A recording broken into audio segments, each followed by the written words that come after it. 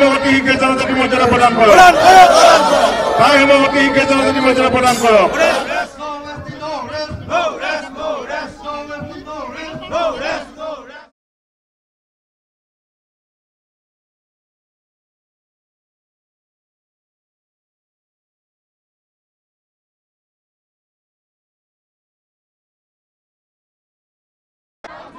নতুন দিল্লীৰ যন্তৰ মন্তৰত আহোম জনগোষ্ঠীক জনজাতিকৰণ কৰাৰ দাবীৰে প্ৰায় 4টাকৈ সংগঠনে যৌথভাৱে আজি এক প্ৰতিবাদী কাৰ্যসূচী ৰূপায়ণ কৰিছে আৰু এয়া প্ৰথমে পৰিৱেশ দেখাই ল'ব বিচাৰিছোঁ এয়া সদৌ টাই আহোম ছাত্ৰ সন্থা টাই আহোম যুৱ পৰিষদ সদৌ অসম আহোম সেনাকে ধৰি আৰু সদৌ অসম আহোম সাহিত্য সভা এই যৌথভাৱে 4টাকৈ সংগঠনৰ প্ৰতিবাদী কাৰ্যসূচী ৰূপায়ণ কৰিছে আৰু পোনে পোনে প্ৰতিনিধিসকল আছে নেতাসকল আছে তেওঁলোকৰ পৰা জানিব বিচাৰিম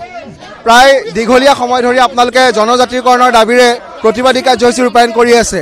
নিৰ্বাচনৰ সময়তো আপোনালোকে বিভিন্ন সময়ত আলোচনাত বহে কিন্তু কেতিয়াও আপোনালোকৰ এই আলোচনাসমূহৰ ফল নধৰে প্ৰতিবাদৰ ওপৰত প্ৰতিবাদ চলি আছে কিন্তু ইয়াৰ পিছতো আপোনালোকে কেৱল প্ৰতিবাদতে থাকিব নে পৰৱৰ্তী সময়ত কি ধৰণৰ আপোনালোকে কাৰ্যসূচী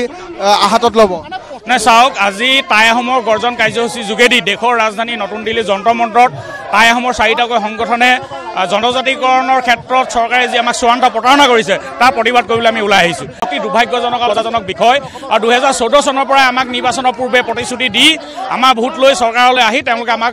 প্ৰতাৰণা কৰি আহিছে আমাৰ যিখিনি আমাক প্ৰতিশ্ৰুতি দিছিলে প্ৰতিশ্ৰুতি তেওঁলোকে পূৰণ কৰা নাই সেইকাৰণে অনাগত দিনত আমি 2026 চনৰ যি আমাৰ বিধানসভা নিৰ্বাচন আহিছে এই নিৰ্বাচনৰ পিছলৈ আমি কোনো পৰ্যায়ত আমি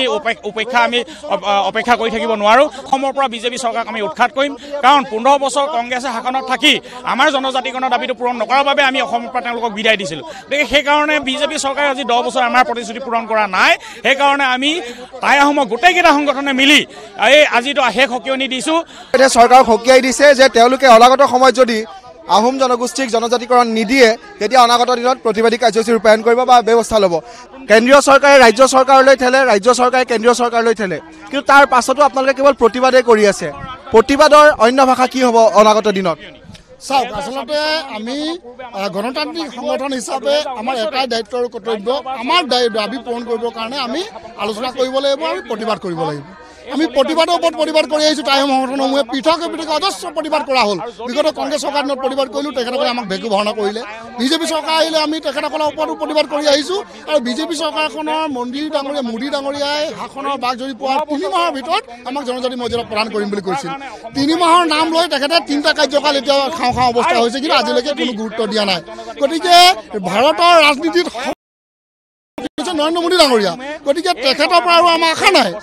তাৰ পিছৰ মিছলীয়া ব্যক্তিজন হৈছে অসমৰ মুখ্যমন্ত্ৰী হিমন্ত বিশ্ব শৰ্মা ডাঙৰীয়া কাৰণ তেখেতে ক'লে যে 3 মাহৰ ভিতৰত আলোচনা কৰি এই বিষয়বস্তু নিষ্পত্তি কৰা হ'ব 3 মাহ দূৰৰ কথা 3 মাহৰ নাম লৈ 3 বছৰ উকলিবলৈ হ'ল আজিলৈকে কোনো গুৰুত্ব পোৱা নাই গতিকে আমি এতিয়া ঐক্যবদ্ধ আন্দোলন আমি আৰম্ভ কৰিছোঁ আমি আহোম জনগোষ্ঠীৰ কেওটা সংগঠনে আচলতে ঐক্যবদ্ধ আন্দোলন কৰি আজি টাই আহোমৰ গৰ্জন নামেৰে যিটো কাৰ্যসূচী দিল্লীত আৰম্ভ কৰিছোঁ এই দিল্লী আৰু দিছপুৰত প্ৰতিবাদ আমাৰ সমান্তৰালভাৱে চলি আছে এতিয়াৰ পৰা ঐক্যবদ্ধভাৱে দিল্লী দিছপুৰত প্ৰতিবাদ হৈ থাকিব কাৰণ আমি প্ৰতিবাদ কৰি থাকিম আজি যদি দাবী মৰা নাই গুৱাহাটীত প্ৰতিবাদ হ'ব তাত মনা নাই গাঁৱে গাঁৱে প্ৰতিবাদ হ'ব পুনৰ আচলতে আমি আকৌ দিল্লীত প্ৰতিবাদ কৰি থাকিম কিন্তু ইয়াৰ পৰা আমি এটা কথা জনাব বিচাৰিছোঁ আমাৰ প্ৰতিবাদ কিন্তু এবাৰ ৰাজনৈতিকভাৱে হ'ব কাৰণ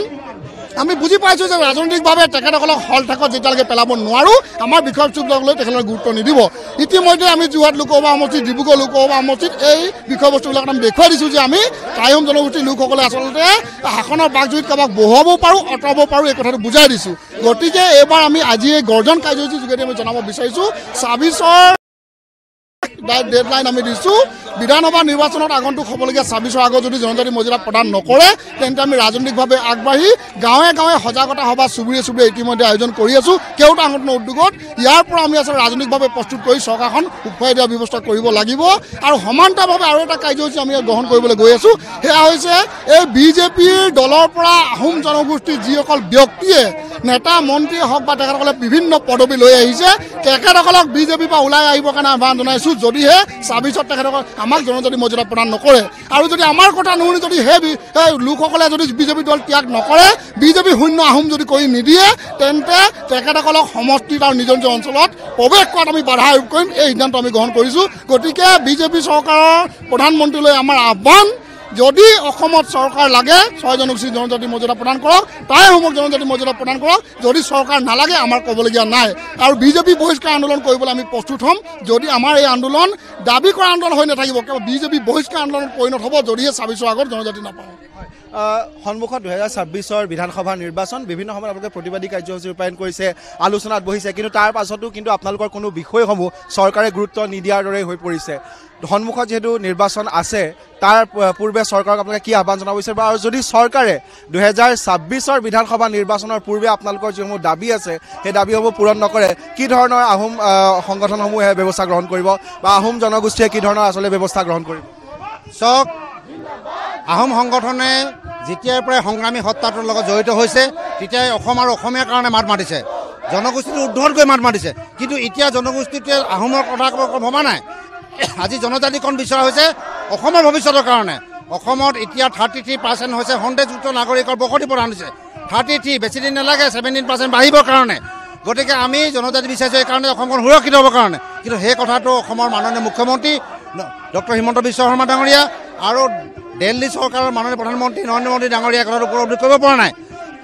তেওঁলোকক আমি সকিয়াই দিব বিচাৰিছোঁ আৰু অৱগত কৰিছোঁ যে 2025 চনৰ ভিতৰত যদি জনজাতি মৰ্যাদা প্ৰদান নকৰে তেতিয়া অসম ৰখাতলৈ যাব। আৰু যদি অসমৰ 6 জনগোষ্ঠী বিশেষকৈ আহোমে যদি ST নাপায় বা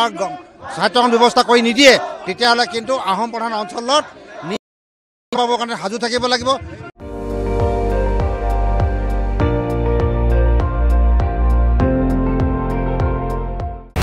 আপুনি চাই আছে ND24, সৰ্বশ্ৰেষ্ঠ নহয় সৰ্বোত্তমৰ দৌৰ।